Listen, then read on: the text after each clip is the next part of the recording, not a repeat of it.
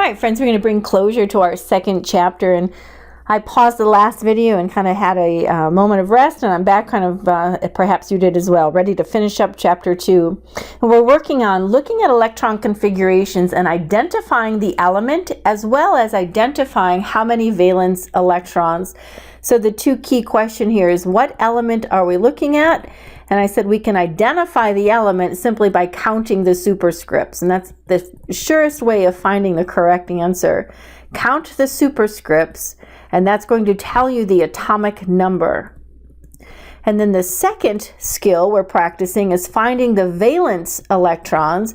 We defined the valence electrons to be those electrons in the highest energy level, and reminding you that as a chemist, those are the ones that are most interesting to us, as they're the ones that are involved in bonding, with bonds breaking and new bonds forming as chemical reactions occur. So in letter A, an example is provided: 1s2, 2s2, 2p6, 3s2. Clearly I can see the highest quantum number, the highest n value is n equals 3. So in the first, the 3s2 represents the highest energy level, being period 3. The s sublevel contains 2 electrons. This will represent the valence electrons, telling us that it came from group 2A. The group number matches the number of valence electrons for our representative group A elements. The period number matches the highest energy level entered in the electron configuration, and here that's n equals 3. So we have 2 valence electrons. 2 plus 2 is 4. Add 6 to get 10. The remaining 2 gives us 12 total electrons. Number 12 on the periodic table is the element magnesium. Magnesium lives in period 3, group 2A. Perfect. Let's check your letter B together. In letter B, the highest energy level is n equals 3. There are electrons in 2 different sublevels of the third energy level. I have 2 electrons riding in the S and 3 more residing in the P, for a total of 5 valence electrons. So that tells me that it comes from group 5A, and the fact that it's period 3 gives me the location to find our element. Period 3, group 5A, is the element phosphorus.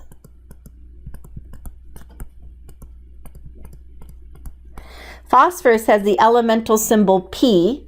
It is number 15 on the periodic table. 2 plus 2 is 4. 6 more is 10. Plus 5 gives us the 15 total electrons from the superscripts in that configuration. Let's check your letter C as well. I'm going to skim through the entire list of configurations and find the highest number written for the N. 5s2 is the highest energy level we wrote. Now there's something after it. There's 2 more electrons in the 4d sublevel, so we'll need to consider that when finding the location on the periodic table. So the highest energy level is n equals 5. In that, there's a sublevel, an S, that contains 2 electrons. So there are 2 valence electrons. In the 5th energy level, 2 electrons reside in the S sublevel, so 2 valence electrons. But the total number of electrons will give us the identity of the element. So let's count. Here's the first 10. Here's 10 more for 20. 30, 36, 38, 39, 40.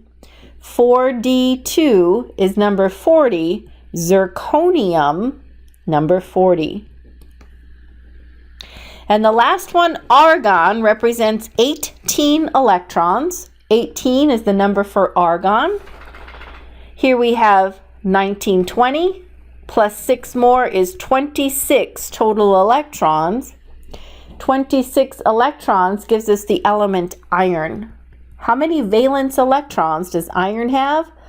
Well, that answer is how many electrons in the highest energy level? And that's right here. The highest energy level is quantum number 4. There's 4s2 is the highest number we wrote. There are 2 electrons in the highest energy level.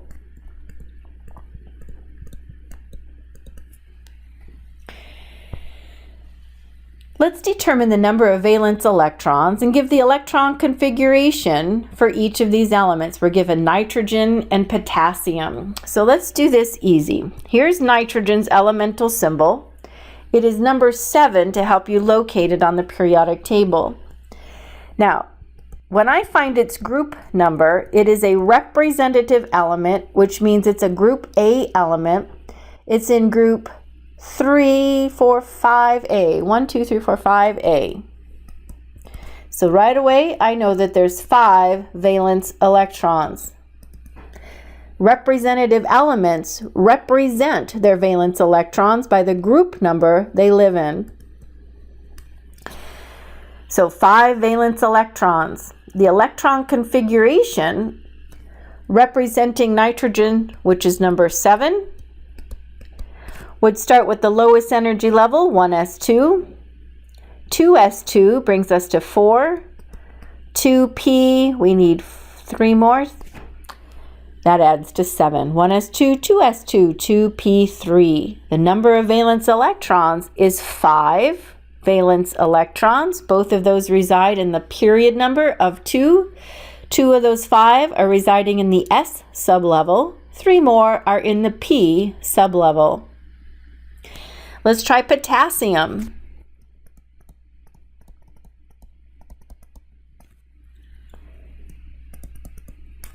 Potassium is number 19, if that helps you. We locate that in group 1A, telling us that it has 1 valence electrons. That's why it lives where it lives. 1 valence electron in the outermost shell. Its period number is period 4. That's going to tell us the highest energy level we pass through is in the 4th energy level. For 19 electrons, we start 1s2, 2s2, 2p6. There's the first 10 of the 19 we need to place. That's neon so far. Let's keep going. From neon, we hit row 3, 3s2, 3p6. That completes row 3. We're now standing at argon, number 18. We got to go 1 more to find potassium, 4s1. Written shorthand, argon, 4s1. That represents the core electrons are the first 18. 1 more valence electron in the 4th energy level of the s sublevel. Easy enough. Using the periodic table as your chart, right, as your friend. Determine the number of valence electrons and give the configuration. So same skill, we're just doing more of the same practice. Fluorine, krypton, magnesium, germanium. Work ahead of me. Pause the video, work ahead, and just turn it back on when ready to check your work. So the element fluorine is number 9 on the periodic table. Its group number is 7A. So that automatically tells me the number of valence electrons in any group A element is being represented by its group number. There's 7. I also know that its period, the row that it lives in, is period 2. So I also know that the highest energy level we'll pass through is n equal 2. Writing for 9 electrons, starting with the lowest energy level first, 1s2. The next 2 electrons reside in 2s2. And to get to the number 9, we have 5 electrons. There are 7 valence electrons. 2 are in the s, 5 more in the p sublevel of the second quantum number, n equal 2. We then move to krypton, Kr. Krypton, a noble gas. It's number 36. It's a noble gas. You see that it resides in group 8A. Therefore, you know how many valence electrons it has just based on the group it lives in. It will have 8, group 8A. That's why it lives there. It also tells you that its period, 1, 2, 3, it's in the 4th row down, period 4. So the last energy level we'll fill is N equal 4. Start at the top of the grid there, the lowest energy level first. 1s2, 2s2, 2p6. That brings us to neon. Keep going. Whoops. From neon, we go 3s2, 3p6. That got us to argon. 8 more brought us to argon. Keep going. 4s2, notice now we hit the 3d. From 4s2, we hit 3d. Let me emphasize how we remember that. I'm going to scroll back up just a little to remind us of that grid. From 4s2, we hit the 3d energy block. So make sure we see that.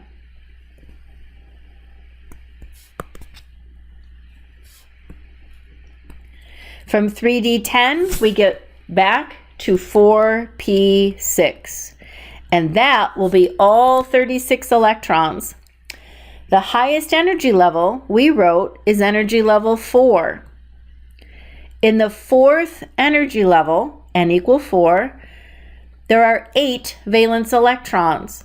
2 of them reside in the S, 6 more in the P, for a total of 8 valence electrons, group 8A. Magnesium is number 12. Magnesium, we have discovered, is period 3. So N equals 3. The highest energy level will pass through. Its group number is group 2A. So it will have 2 valence electrons. 1s2, 2s2, 2p6. And finally, we get the 3s2 representing atomic number 12. In the 3rd energy level, N equals 3 for its period, there are 2 valence electrons, group 2A. Both of them reside in the S sublevel. And the last one is germanium, Ge. Germanium is number 32. The last noble gas you pass through prior to number 32 is argon, number 18. I'm going to put that in a bracket. From row 3, we go down to row 4, 4s2, 3d10, 4p2. That is our configuration for the element germanium. In the 4th energy level, N equals 4,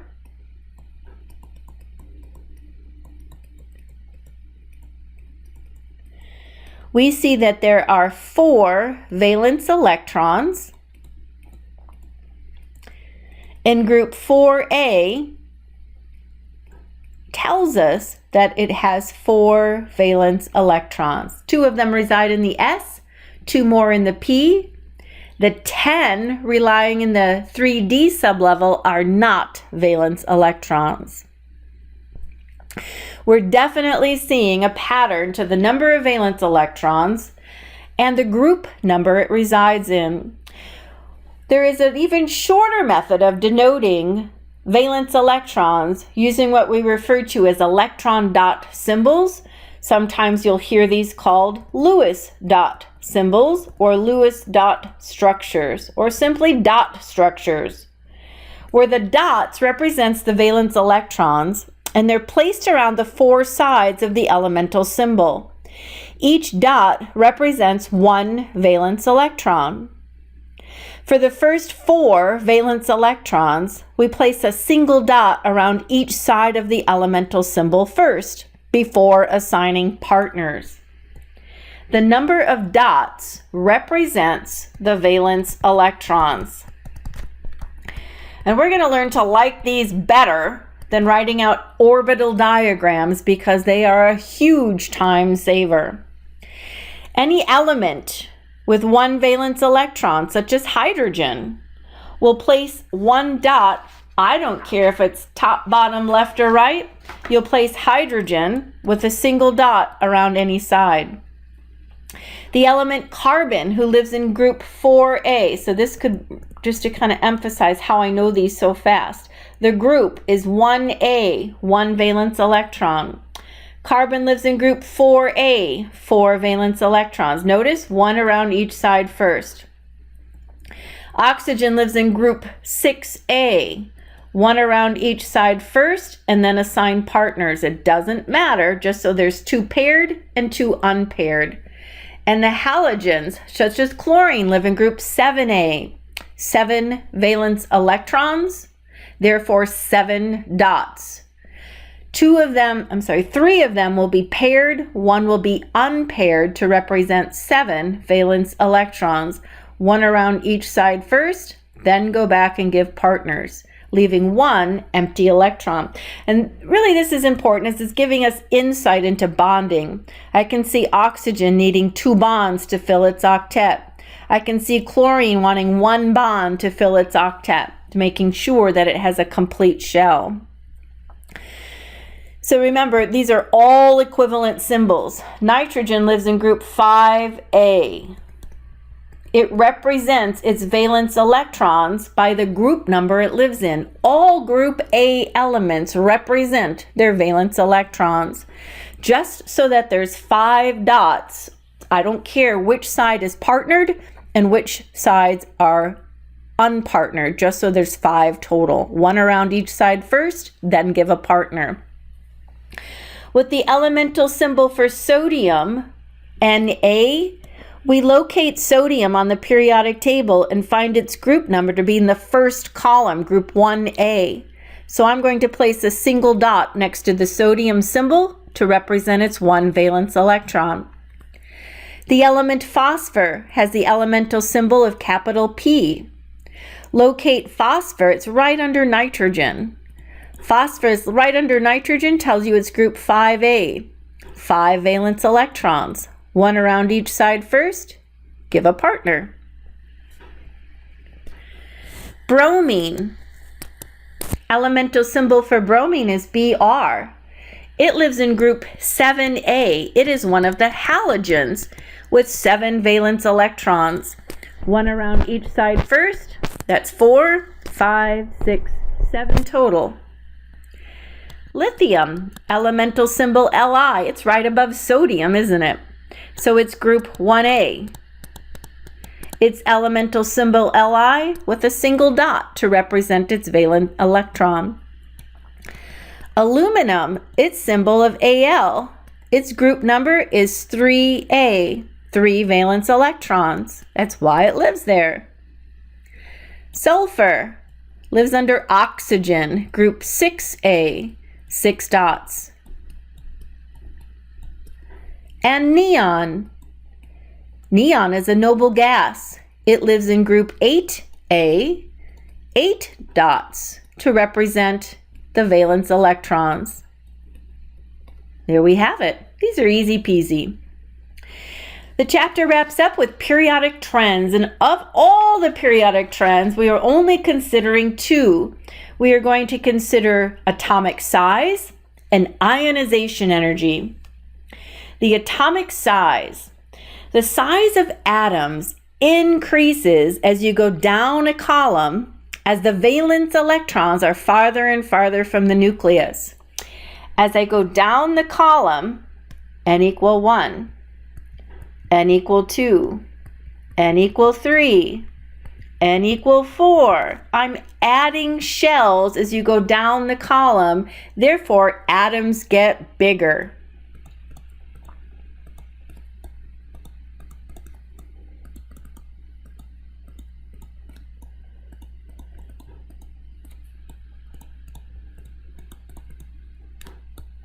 And I say that because of the shells that we're adding. If n equal 1, 1 energy level, period 1.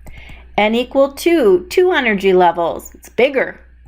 N equal 3. There's 3 energy levels. By the time we're done here, there's 7 energy levels. That's a massive sized atom. All right. Now, as you go across a row, atoms actually get smaller as you go across the row.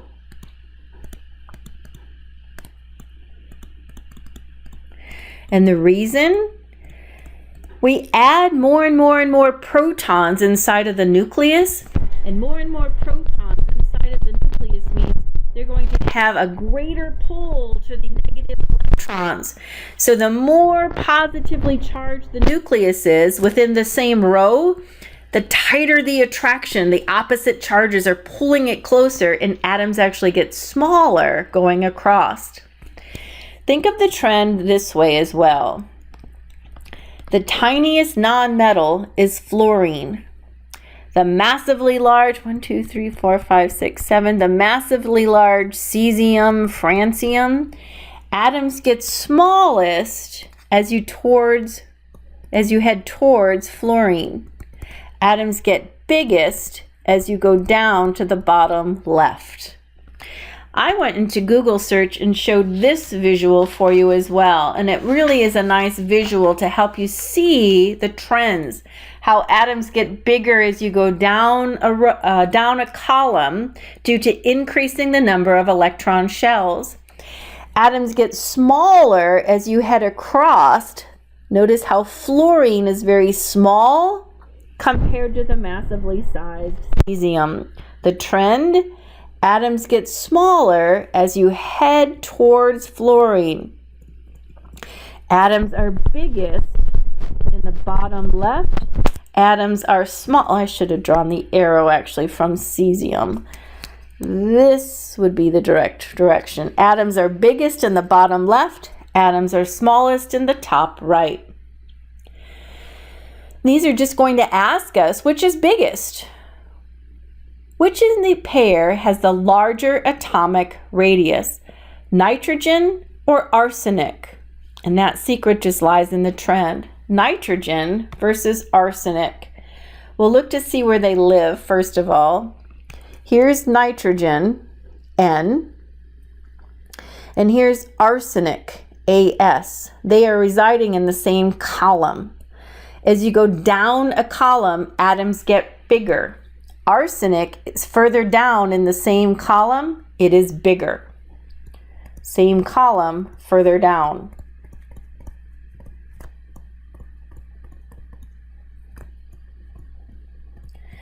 Silicon or sulfur. Let's find where they live. Silicon or sulfur.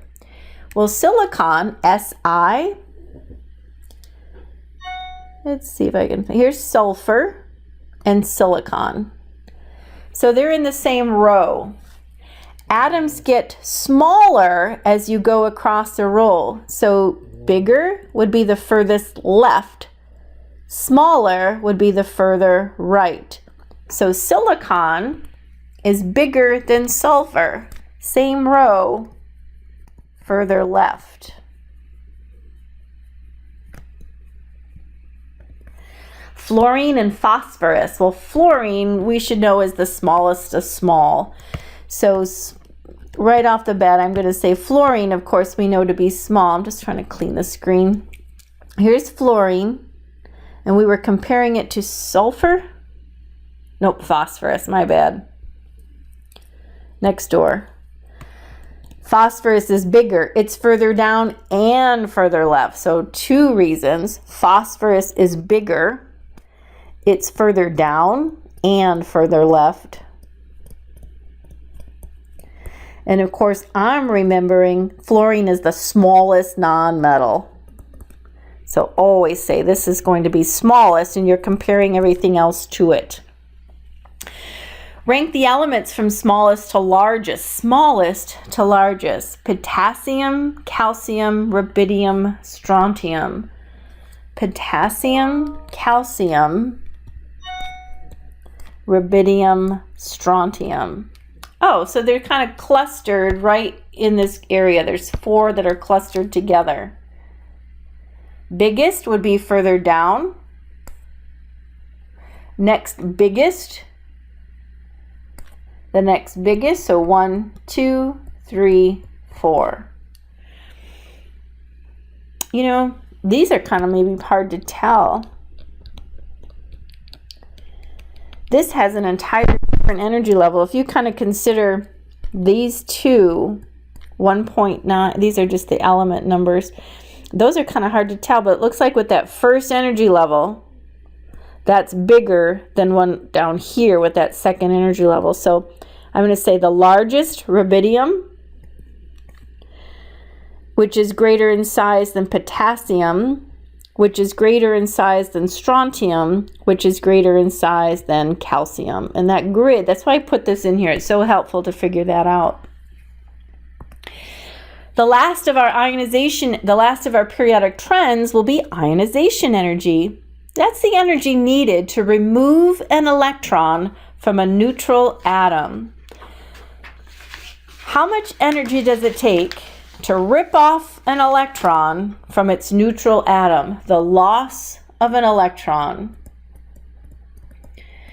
So we notice that the smallest non-metal, fluorine, takes the greatest amount of energy to convince it to let go of its electron. The little fluorine atom is holding tight, tight, tight to its electron. It does not want to lose an electron. The smallest atom holds it the tightest. Therefore, it takes the greatest amount of energy to remove it. Now, the largest atoms down here, so far away from the nucleus, that it's easy to pluck off an electron because they're not being held very tight by the nucleus. Largest atom holds the electrons loosely. So it takes low energy to remove it. The lowest ionization energy are the big atoms, bottom left. The highest ionization energy, that energy needed to remove an electron, the highest amount, the greatest amount of energy, are those atoms that hold the electrons tight, tight, tight to its nucleus, the small nonmetals, such as fluorine. And we can see a very similar trend between size of atoms, big down here, small up here, high ionization energy, low ionization energy. And the last of our chapter is just a little practice. I think I missed this down here. A little practice. Which of the elements has a higher ionization energy? Ask yourself in a different way, which is the closest to fluorine? Because that's the same answer.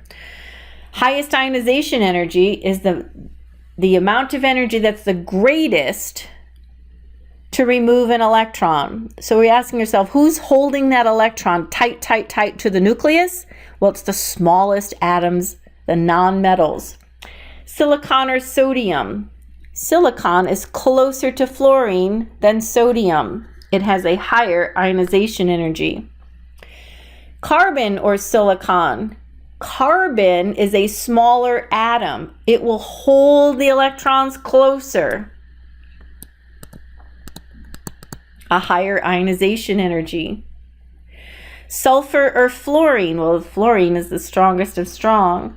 Nobody's stronger than fluorine, so therefore it's holding the electrons the tightest. Who's closest to fluorine between sulfur and fluorine? Well, that's fluorine.